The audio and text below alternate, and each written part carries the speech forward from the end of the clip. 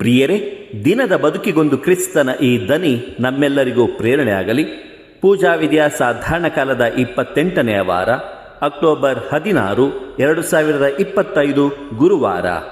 ಸಂತ ಲೂಕನು ಬರೆದ ಪವಿತ್ರ ಶುಭ ಸಂದೇಶದಿಂದ ವಾಚನ. 11ನೆಯ ಅಧ್ಯಾಯ 47ರಿಂದ 54ರವರೆಗಿನ ವಚನಗಳು.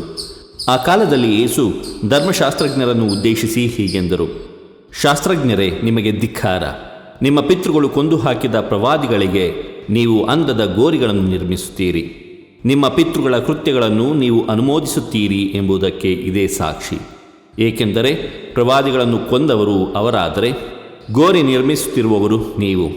ಈ ಕಾರಣದಿಂದಲೇ ದೇವರ ಜ್ಞಾನವು ಹೇಳಿರುವುದೇನೆಂದರೆ, ನಾನು ಅವರ ಬಳಿಗೆ ಪ್ರವಾದಿಗಳನ್ನು ಪ್ರೇಷಿತರನ್ನು ಕಳುಹಿಸುವೆನು. ಅವರಲ್ಲಿ ಕೆಲವರನ್ನು ಕೊಲೆ ಮಾಡುವರು, ಕೆಲವರನ್ನು ಚಿತ್ರಹಿಂಸೆಪಡಿಸುವರು. ಲೋಕಾದಿಯಿಂದ ಸುರಿಸಲಾದ ಎಲ್ಲ ಪ್ರವಾದಿಗಳ ರಕ್ತಕ್ಕೂ, ಅಂದರೆ ಹೇಬೆಲನ ರಕ್ತ ಮೊದಲ್ಗೊಂಡು ಬಲಿಪೀಠಕ್ಕೂ ದೇವಾಲಯಕ್ಕೂ ನಡುವೆ ಹತನಾದ ಜಕರಿಯನ ರಕ್ತದವರೆಗೂ ಈ ಪೀಳಿಗೆಯವರು ಲೆಕ್ಕ ಕೊಡಬೇಕಾಗುವುದು. ಹೌದು, ಈ ಪೀಳಿಗೆಯವರೇ ಲೆಕ್ಕ ಕೊಡಬೇಕಾಗುವುದೆಂದು ನಿಮಗೆ ಸ್ಪಷ್ಟವಾಗಿ ಹೇಳುತ್ತೇನೆ. ಧರ್ಮಶಾಸ್ತ್ರಜ್ಞರೇ, ನಿಮಗೆ ಧಿಕ್ಕಾರ! ಜ್ಞಾನವೆಂಬ ಮಂದಿರದ ಬೀಗದ ಕೈಯನ್ನು ನಿಮ್ಮಲ್ಲೇ ಇಟ್ಟುಕೊಂಡಿದ್ದೀರಿ. ನೀವು ಒಳಕ್ಕೆ ಪ್ರವೇಶಿಸುವುದಿಲ್ಲ, ಪ್ರವೇಶಿಸಲು ಯತ್ನಿಸುವವರನ್ನು ತಡೆಗಟ್ಟುತ್ತೀರಿ ಎಂದರು. ಬಳಿಕ ಯೇಸು ಅಲ್ಲಿಂದ ಹೊರಗೆ ಬಂದಾಗ ಧರ್ಮಶಾಸ್ತ್ರಿಗಳು ಫರಿಸಾಯರು ಅವರನ್ನು ಉಗ್ರವಾಗಿ ಪ್ರತಿಭಟಿಸಲಾರಂಭಿಸಿದರು. ಹಲವಾರು ವಿಷಯಗಳನ್ನು ಕುರಿತು ಮಾತಾಡುವಂತೆ ಕೆಣಕಿ ಅವರ ಮಾತಿನಲ್ಲಿ ಏನಾದರೂ ತಪ್ಪು ಕಂಡು ಹಿಡಿಯಲೇಬೇಕೆಂದು ಹೊಂಚು ಹಾಕುತ್ತಿದ್ದರು. ಪ್ರಭುವಿನ ಶುಭ ಸಂದೇಶ. ಕ್ರಿಸ್ತರೇ, ನಿಮಗೆ ಸ್ತುತಿ ಸಲ್ಲಲಿ. ಚಿಂತನೆ: ಯೇಸು ಧರ್ಮಶಾಸ್ತ್ರಿಗಳ ಕಪಟತನವನ್ನು ಖಂಡಿಸುತ್ತಾರೆ. ಪ್ರಭು ಯೇಸುವಿನಲ್ಲಿ ಆತ್ಮೀಯರೇ, ಯೇಸು ಧರ್ಮಶಾಸ್ತ್ರಿಗಳ ಕಪಟತನವನ್ನು ಖಂಡಿಸುತ್ತಾರೆ. ಧರ್ಮಶಾಸ್ತ್ರಿಗಳು ಪ್ರವಾದಿಗಳನ್ನು ಗೌರವಿಸುವಂತೆ, ಅಭಿಮಾನವಿರುವಂತೆ ನಟಿಸುತ್ತಿದ್ದರು. ಧರ್ಮಶಾಸ್ತ್ರಿಗಳಿಗೆ ನಿಜವಾದ ಗೌರವ, ಅಭಿಮಾನ ಇದ್ದಿದ್ದರೆ ಪ್ರವಾದಿಗಳ ಪ್ರವಾದನೆಯಲ್ಲಿ ನಂಬಿಕೆ ಇಡುತ್ತಿದ್ದರು, ಯೇಸುವನ್ನು ಒಪ್ಪಿಕೊಳ್ಳುತ್ತಿದ್ದರು. ಹಳೆಯ ಒಡಂಬಡಿಕೆಯಲ್ಲಿ ಪ್ರವಾದಿಗಳು ದೇವರ ಸಂದೇಶವನ್ನು ರವಾನಿಸುತ್ತಿದ್ದರು. ಆದರೆ ಈ ಪ್ರವಾದಿಗಳ ಕಠಿಣ ನಿಷ್ಠುರ ಮಾತುಗಳನ್ನು ಕೇಳಲಾರದೆ ಅವರನ್ನು ಹಿಂಸಿಸುತ್ತಿದ್ದರು ಅಥವಾ ಕೊಲ್ಲಿಸುತ್ತಿದ್ದರು.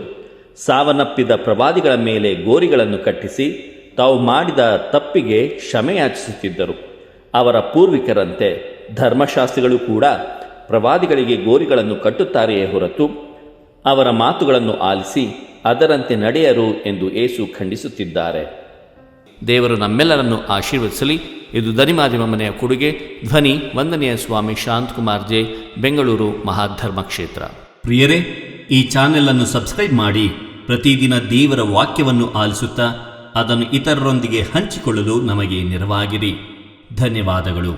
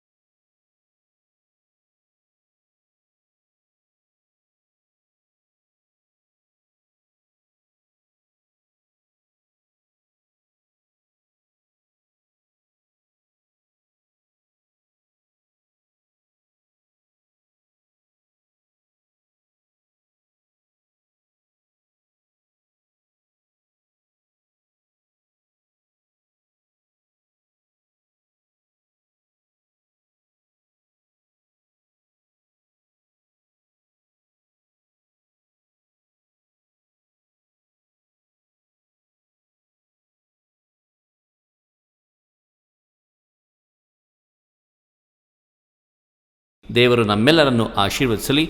ಇದು ಧನಿಮಾಧ್ಯಮ ಮನೆಯ ಕೊಡುಗೆ. ಧ್ವನಿ ವಂದನೀಯ ಸ್ವಾಮಿ ಶಾಂತಕುಮಾರ್ ಜೆ, ಬೆಂಗಳೂರು ಮಹಾಧರ್ಮ ಕ್ಷೇತ್ರ.